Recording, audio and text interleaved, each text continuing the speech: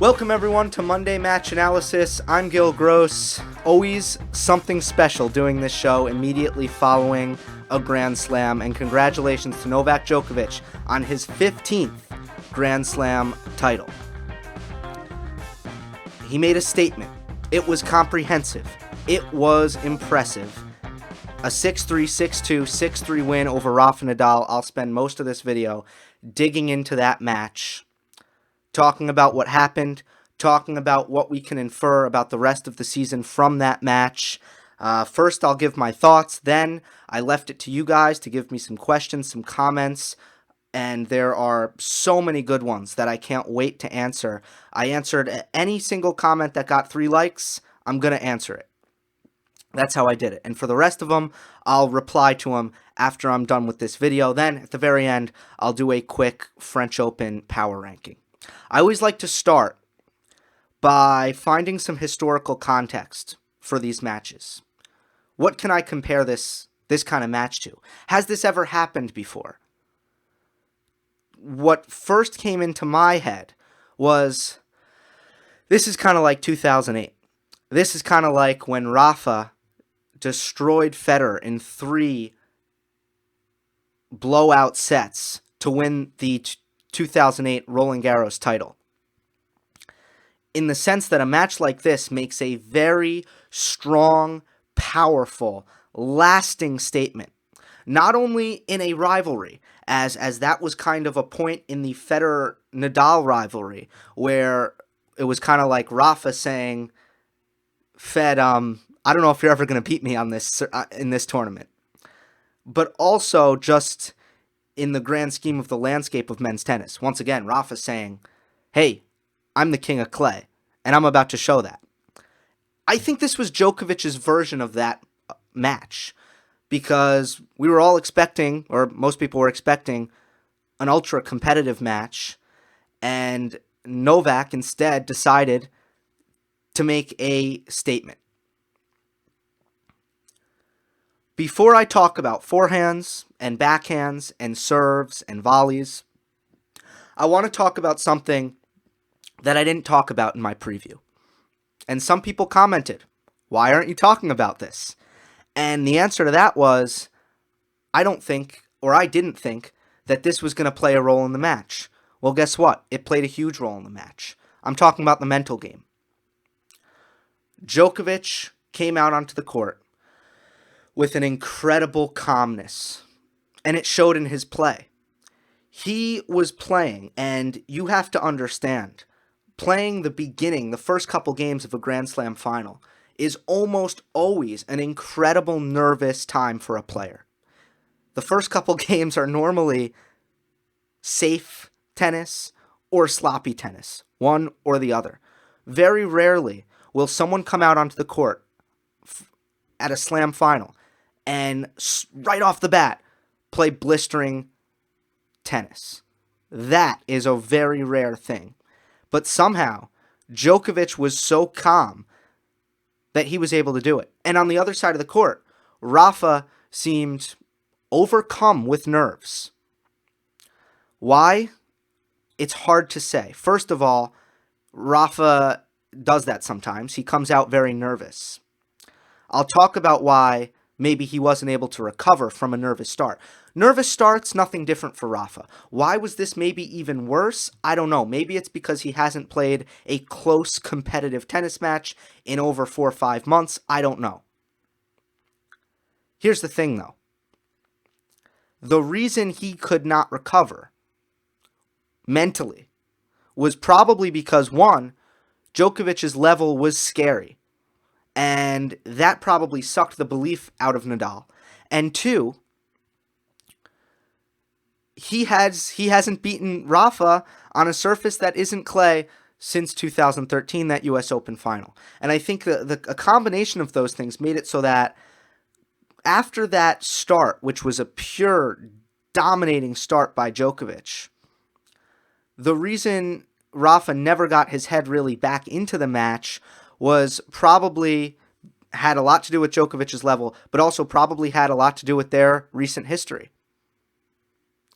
So the mental aspect was huge in this match. and a huge advantage for Djokovic. Now let's get to the tennis.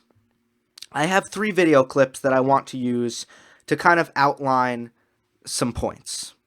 This first clip is really going to showcase Djokovic's cross-court backhand, which was the best shot on the court, and it's a shot that took over the match, and it's also going to showcase Rafa's movement, which wasn't fast enough for how much time Djokovic was taking away and how much pace Djokovic was putting on his shots. What I want you to watch in this point is how Rafa does not get in the right position for these forehands, does not get behind these forehands. He's not in the spot. That's what footwork is for, to get you in the right spot. He doesn't get to the spot fast enough. Instead, he's reaching for the ball. Instead, he's lunging for the ball, not taking enough steps towards the ball. And Djokovic, with the kind of pace, can just continue to punish Rafa in his forehand corner. And then he finishes with this vintage backhand down the line. Now, I've always said I think the key for Rafa and the way he had a lot of success in that match at Wimbledon was to take his forehand down the line.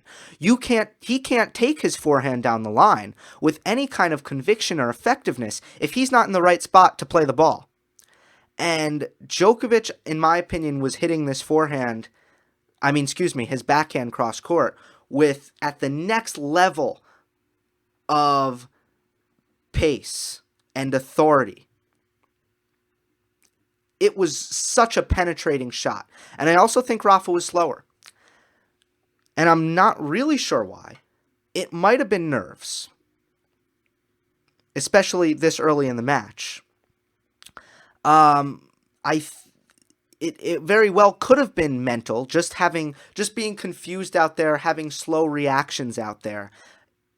That was, to me, the most perplexing part of Rafa's game was the movement, because I'm not sure why he looked as slow as he did. At the same time, he has way less time against an opponent like Djokovic than he would against anyone else. He has less time to get in the right spot, which is kind of what this point lays out. But a point like this is basically the point I put up on the wall and say, this is why Djokovic has had so much success in this rivalry on fast courts. It's because of points played like this, where his backhand is taking over. Second point I want to make is about Djokovic's speed. So here's another clip. I think that Novak Djokovic had so much spring in his legs in this match, and I thought he was pretty much as quick as I've seen him. And what I think that did to Nadal was it had him really just pressing. And he made a lot of unforced errors, did Rafa. And I think you have to credit a lot of that to Novak's impeccable defense in this match. And Rafa just didn't have the confidence and didn't have the form to string together the kind of shots that can bother Djokovic's defense. But Novak's speed was amazing in this. The third clip and the final clip I want to show is is more about Rafa playing poorly, and it's a point about his forehand. I want to talk about Rafa's forehand because I said, basically, if he wants to win, it needs to be the best weapon on the court. It wasn't even close to that. It wasn't even close to as potent as Djokovic's backhand, which it needs to be. Before I show this clip, let's talk about 2016. If you look at the statistics about RPM, rotations per minute, on Nadal's forehand, 2016 was the year where Nadal hit with the most topspin on his forehand out of any year in his career. It was also one of the worst years of Rafa Nadal's career. I believe he dropped as low as number 5 in the rankings, which is, it's crazy that that's so terrible in the career of Nadal. But for him, it is. When Rafa's not hitting his forehand well, he's brushing up too much. Instead of hitting through the ball, he's hitting up on the ball. And he's hitting with just too much shape. And what happens? It's short. Rafa's forehand was barely passing the service line in this match. And especially when it goes cross-court to Djokovic's backhand, it's pure suicide. I'm not going to show you a cross-court forehand, though. And the cross-court forehands were often way too short and easily attackable. But I want to show you a shot that Rafa has made a living out of flattening it out.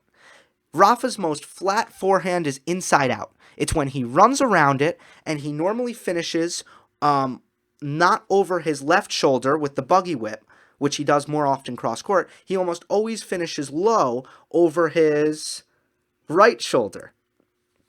But watch this forehand. It's a good first serve by Rafa, and Djokovic gets the return in play. Look how much shape he puts on this ball that should have been flat like a rope, flat like a laser. So Rafa was hitting his forehand the way he hits it when he doesn't have any confidence or good feelings. Here's one discussion that I won't entertain. I've kind of mixed it up a little bit. I've made a few points about some of the dynamics that were happening in the match. I won't entertain an argument about why this match was a blowout. Was it because Djokovic was playing incredible, or was it more because Nadal was playing terrible? The answer is both, and there is just simply no correct side to that dichotomy. There is no correct side to that argument. It takes two to tango, and there is nothing more to be said about that. I think the one thing that I haven't mentioned about Novak is, for the second match in a row, there were an incredibly low number of unforced errors. And Djokovic just never was going to let Rafa back into this match when Rafa was struggling. If Djokovic had a poor stretch where he was really reeling, that could have been enough to swing the match. Djokovic is so solid, it's never going to happen. So he made 9 unforced errors the entire match after making 5 against Puig, which is those are just absurd numbers by Djokovic. I'm looking at some of the other stats, so while we have it up, let's talk about it. First serves won by Nadal was only 51%. I don't think that had to do with his first serve. I think that had to do with how he was following up his first serve. Because I thought, while his serve wasn't fantastic, I think compared to what he normally gets against Novak, he had 3 aces, but got probably more free points in the few number of service games that he even really got to play, because this was a short match. I thought he got more free points than he normally does. What he couldn't do was follow up his serve off the ground with good tennis. Djokovic, meanwhile, won 84% of his second serves, which is a terrible returning stat by Nadal. You ask me what the best shot on the court was? In my opinion, the best shot on the court, actually, I don't think there's any argument here, it was Djokovic's backhand. Ask me what the worst shot on the court was, it was probably Rafa Nadal's return. Winners, more by Djokovic, less unforced errors. I guess I think I've hit on all the stats that I really wanted to look at. Nadal had 1 break point the entire match. Let's see. Touched on Rafa's movement, touched on Rafa's forehand, touched on Rafa's return. Those were all issues for him. For Djokovic, touched on his mental, touched on his backhand cross, touched on his quickness, touched on his consistency. Those were some of the things that I thought just really stood out by Djokovic. Let's get to these comments. There's the thumbnail, Novak celebrating in Rod Laver Arena. Let's read some. Start with Twitter. Now, I got a few Twitter mentions, but the YouTube stuff was mostly better, so this is the only thing from Twitter. Do you know Nadal won only 51% of his first serve points in the finals, just 51%? Any idea of average speed of Nadal's serve in this match compared to previous matches? Didn't bludgeon the ball. The reason I wanted to include this is because this caused me to look it up. So here's the stat. For those curious, and you should be curious because this is interesting, Rafa's average first serve speed in this match, 115 miles per hour. Rafa's average first serve speed in the tournament was 117 miles per hour. Slightly down, somewhat significant, not very significant. Oh, I want to point out something about Djokovic's return position. He keeps a foot in the alley and keeps Rafa from going out wide. So him and his team decided that Nadal is not as accurate and potent up the tee as he is going out wide. So let's take away that wide serve and let's just make him go tee. And Rafa wasn't really able to make him pay. In fact, most of Rafa's strongest serves in the match were actually still out wide, despite Djokovic's return position. So good job by Djokovic and his team. I don't know why. I mean, everyone playing Nadal needs to do that, and I don't know why everyone doesn't do that. Everyone needs to look at what Djokovic does and copy that. Okay, now to YouTube. Do you think that Rafa could have / should change something in regards to his approach when playing Novak? Honestly, it's obvious that Novak knows Rafa's shot pattern too good. If yes, what would that be? I think he figured it out, and I just think he couldn't execute it. I think he figured it out in Wimbledon that he just needs to take his forehand line all the time, whenever he possibly can. And that just opens up the court for him very nicely. I thought it worked for him. So the thing is, he just couldn't execute that at all. He's got to play better. Before it's going to be about tactics, he would need to play better. He would need to be able to match Djokovic in movement, in consistency, if anything, or in heaviness. He would need to hit his forehand better. So this wasn't about patterns. It really wasn't. Because it was so far beyond that in terms of the disparity between these two players' levels that patterns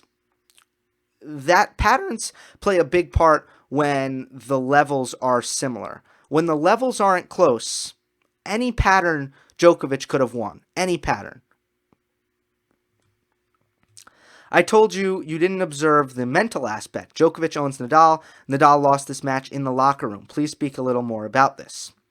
I started the video talking about this, and I completely admit it, and some people did tell me that the mental aspect was going to play a role. Nadal, in many ways, he did lose this match in the locker room, so I agree with Stefan here, or Stefan. And this was not to be understated. I agree. Lost gen or next gen, who is grabbing a slam first? I don't even think this is really a question. I think next gen. I mean, Milos isn't close. Kei Nishikori isn't close. Now, Nishikori's going to have good results, but, I mean, physically, the 2-week slam thing, it's too hard for Nishikori. It's way too hard if he's not going to start serving better or figure out something different, because he needs to work way too hard to win tennis matches. He can make quarters, but physically, he's not close to winning a slam. Raonic, no. And Dimitrov, not even close. Next gen, for sure. Do you think Rafa played badly or sheer brilliance of Joker made it look that way? And do you think Joker is going to challenge Rafa on clay court as well? What are your thoughts on Nole surpassing Fed's record? So for the first question, it's the question that I think is just, I'm not even going to, both is the answer. And I hate that question, to be honest. The second question, do you think Joker is going to challenge Rafa on clay court as well? Yes.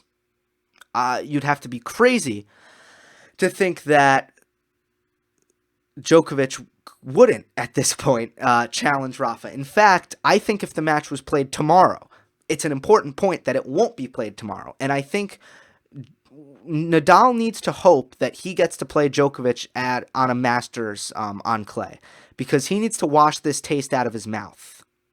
But if they played on clay best of 5 tomorrow, I really do think Djokovic should be the slight favorite. Because mentally, and I know Rafa's going to draw confidence from just being on the red dirt, but still, the surface can only affect so much. The surface can only change so much. If this was a close match, then, you can argue, okay, clay could make the difference, and clay probably would make the difference. But when this was such a mental and physical and even just a mismatch when it comes to ball striking as well, how could you say that Djokovic wouldn't challenge Rafa on clay? Absolutely resounding yes. Djokovic would challenge Rafa on clay right now. And not only just clay, I mean, best of 5, Roland Garros, because we've seen Djokovic beat Rafa on clay, just besides one time. We've never seen it at the French Open. Again, we've seen it once, but on a consistent basis. What's your thoughts on Nole surpassing Fed's record? My thoughts on that is that it's really so much about longevity, about injury, about how long Novak will be able to play, and about how long he'll be able to maintain his level. And these are things that are just so difficult to predict, because it's about DNA and bone structure and a lot of hard work in the gym. But again, Father Time is undefeated. When will Father Time strike Roger Federer once and for all? When will Father Time strike Rafa Nadal? When will Father Time strike Novak Djokovic? That's why I don't give my opinion on who's going to finish with the most slams, because this would be me predicting who is going to break down and when is that going to happen. All 3 have a chance right now, as we stand, to finish their careers with the most slams. It's going to come down to longevity. It will.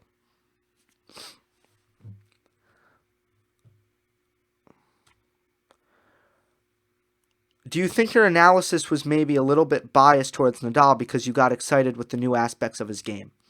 I really like the way you analyze the game in your videos. I just thought in the preview you really talked mostly about Rafa and what he should do, and didn't really specifically what Djokovic could do to win.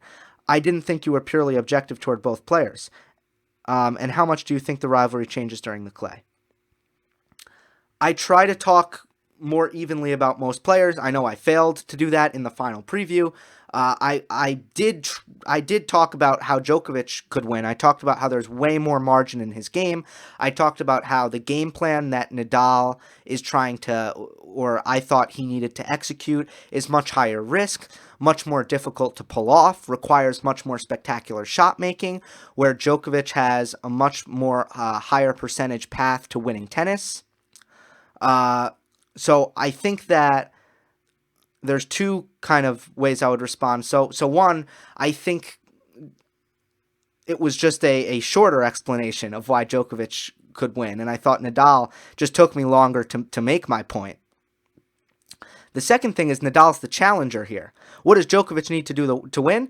He needs to do what he's been doing for 5 years now against Nadal. He's got to do the same thing. And I did make sure to talk about, at the beginning of that preview, why Djokovic dominates this head-to-head, and I talked about how he has an edge in both cross-court patterns, and how Rafa normally doesn't give up the advantage to a righty when they're playing cross-court in the ad court. Normally, Rafa will always have that advantage, and he doesn't have that advantage against Djokovic. And then, once again, what I failed to mention, and I know that I should have, and I didn't because I was wrong, was the mental factor.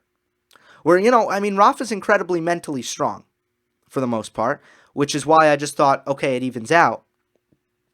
Where Rafa maybe has some mental weaknesses is, I suppose, just in his confidence, which can deteriorate. It did certainly in 2016 was the last time that Rafa's confidence really deteriorated. And then I already talked about the clay.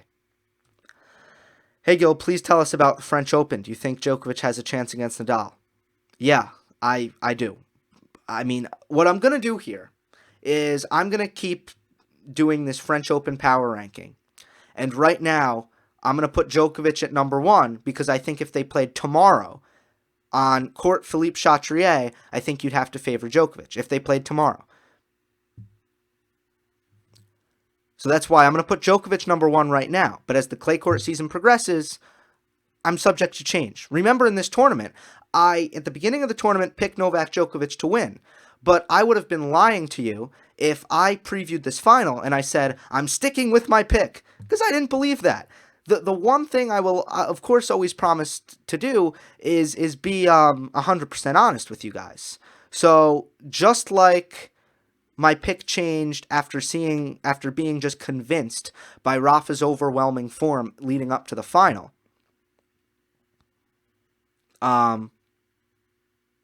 Just like I was swayed by that, I'll be watching the clay court season, and my opinion will mold and form as the clay court season goes on leading up to Roland Garros. The Australian Open is interesting. I'll take a second before I go to the next question to talk about this. The Aussie Open is so crazy and so exciting. This is one of my favorite parts about it, honestly, and some people don't like it for this reason, but we haven't really seen these guys play. So who predicted Novak Djokovic to win the Aussie in 2011? He was probably odds makers and expert, most pundits' third choice to win the Aussie Open. It was probably, Federer's the favorite, or, then Nadal, then Djokovic. And this was a while ago. I don't actually remember what the sentiment was at the time, but I do know that Novak Djokovic had only one Grand Slam title to his name. It was at the Aussie, but certainly people didn't know how invincible Novak was going to be over the next couple months. Certainly people didn't know how much Novak did in that offseason to transform himself as a player. And that's what's tough about the Australian Open. That's why I'm much more prone. You have a much smaller sample size. And that's why it's a lot easier to change my picks. And then the second thing I'll say about just picking matches, I know I've probably said this before, but I think it's important to kind of go over. I hope you don't watch me because you think I'm going to pick every tennis match correctly. If that's why you watch me, it's not going to work out for you. You got to watch me because I'm going to tell you why either player can win. You're going to hopefully have more fun watching the match because I'm going to point out different ways that both players can be successful. And, you're going to watch me because I make you think about the tennis in ways that maybe you wouldn't have thought about it before you watched me or listened to me. That's what I hope you guys get out of this. I am not a tennis gambling channel. If I were a tennis gambling channel, then you guys could say, Gill, you idiot, you're supposed to be correct every time. Which, by the way, even gambling experts aren't always correct. And even if they're correct 55% of the time, they're doing a good job. So I just thought I'd mention that. If you watch me because you think I'm going to be right all the time, bad reason to watch me. Next question. Can Rafa recover? And can Rafa fans recover? That's funny. Can Rafa fans? I don't know. You got to tell me. Can you recover? They'll recover from this devastating defeat. He put on a brave face for the post-match interview, but he looked pretty bruised / beat up mentally to me. It's concerning because of not that he lost, but how he lost. It's going to be interesting to see how Rafa deals with this. Now, Nadal has went through similar things in his career at Wimbledon, failing a few times in trying to beat Roger Federer. I'm pretty sure, if I remember correctly, that the 2007 Wimbledon final was a rather heartbreaking one for Rafa, where he lost to Federer and cried in the locker room for hours and hours and hours. What did he do the next year? He finally broke through, and he beat Roger Federer in the Wimbledon final. So he is a very resilient guy, and that's evidenced by how he recovers from his injuries. It's evidence from really his body of work in his career. How much energy do you think Djokovic will invest in the upcoming Masters 1000s? Do you think it will be worth skipping any for him, as slams seem to be his priority now? I don't think so. I think that these Masters tournaments are fun for these guys. Very few players on tour have the luxury to say, 500s, 250s, I don't need you. I'll just play the Masters and the slams. Very few players have the luxury to do that. The players who do have the luxury to do that, such as Djokovic, I think their schedule is quite nice for them. And I don't think there's any reason to skip Masters if you're Djokovic. Is 2019 Djokovic better than 2016 Djokovic? And also, can the Joker win Roland Garros, or will it be Rafa or even Roger? 2019 Djokovic versus 2016 Djokovic. Really tough for me to answer because we haven't seen that much of 2019 Djokovic. We've only seen 2 tournaments. So I'm not really sure. I'm going to leave that to the Nole fans in the comments. Honestly, I don't know. If I gave you an answer to that, I'd be making it up. Do you think Stan Wawrinka playing his A game would be able to beat Djokovic right now? And if yes, would he be the only one? I'm not going to get into it right now, but I think tactically on clay, there are a lot of good things that Stan can do against Djokovic, but at the same time, I don't think Stan will be able to find that high level possibly ever again in his career. Because now I actually think that Stan has a really good chance of getting back into the top 10 because we've seen some really good matches from him. We've seen him start to hit the ball really well. But if you're going to beat Djokovic, you probably need better movement than Stan will ever possess ever again in his career. What do you think it will take for Nadal to become the GOAT? I was actually just talking about this with Jeff Salzenstein on his live earlier this morning. A lot of tennis fans that are more diehard, more invested in it, are a little bit more analytical or intellectual, they will take the GOAT debate beyond the slam count. But the reality is, fans will always regard the slam count as the determiner of who will the GOAT be. And whether those people who go beyond that like it or don't like it, think it's unfair. I mean, some people will say it's not fair because there's only one. I mean, this is mostly a Rafa supporter argument, but some people will say it's not fair because only one tournament is on clay and the other 2 tournaments are fast courts where it really should be 2 and 2. Right? That would be one example of an argument that would suggest that the slam count is not a good barometer of who the real greatest of all time is. I just warn you guys. I warn all those fans who think really hard about this, and I applaud you for it. But in terms of the general overall perception of tennis fans and who they regard as the GOAT, the slam count will rule. The slam count will reign supreme. 2 more, guys. What are Novak's chances? Actually, 1 more. What are Novak's chances of winning the calendar slam this year? Really high if he wins the French, but there are going to be, challenges at the French. Clay is probably the worst suited surface for Djokovic. I'll be interested to see, is Djokovic's endurance to the level that it was 2011 through 2016? That's one thing that I actually haven't seen modern Djokovic, with the exception of the Wimbledon semifinal against Nadal. He went deep in that one. With the exception of that, Djokovic really hasn't had to go deep at all. And if you're nitpicking his tournament and you're saying these are the moments where Djokovic looked vulnerable, I'd have to say that the most vulnerable looking moments for Djokovic was probably when he looked pretty wiped out for a short stretch against Medvedev there, pretty tired. And then against RBA in Doha, by the way, how impressive is that result now looking back? It was so impressive at the time, but still. That was another match where you saw some weariness. So Djokovic it might just be kind of those 2 outlier instances, but I do want to see, I am curious to see, is Djokovic's endurance where it was? Because definitely what's very clear is his return, his quickness around the court, and his ground strokes are right up there. Before I go, let's take a look at the French Open power rankings. I'm not going to go long on this because, again, 3 months at the end of every show, I'll update this, and it'll be fun to watch this evolve. I kind of slapped this down. Number 10 is David Goffin, who I think has a nice game on clay. Kei Nishikori at number 9, coming off his quarterfinal run. Diego Schwartzman, number 8, kind of a clay court specialist. Stefanos Tsitsipas at number 7.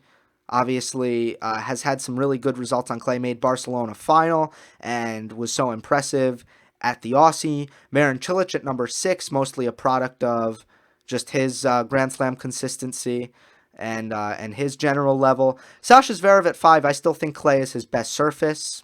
Federer at 4, hasn't played it in 2 years, thinking about playing it this year, or saying actually that he will play it. But I give Dominic Thiem, who has proven that he's a force to be reckoned with on clay. I give him the slight edge over Roger Federer. And then at number 2, Rafael Nadal. Number 1, Novak Djokovic, because once again, if they were to play best of 5 on Philippe Chatrier tomorrow, I would have to favor Novak Djokovic. Juan Martín del Potro, I just don't know about his health. He'll probably work his way into this top 10 as soon as I know about his health. But I expect a lot of movement in these power rankings, and it'll be fun to watch this develop. I want to thank everyone for these 2 weeks in this Australian Open. It's been incredible. The growth of my channel has been really great. I got to start doing more serve breakdowns. That Nadal video did great, so I'll try to do more of those. And I really appreciate everyone's support, everyone's engagement. I'm humbled and honored, and I'll probably take next Monday off, maybe some short videos, but we'll see. So until next time, this will put a bow on our Australian Open coverage. Hope you enjoyed. Don't forget to subscribe.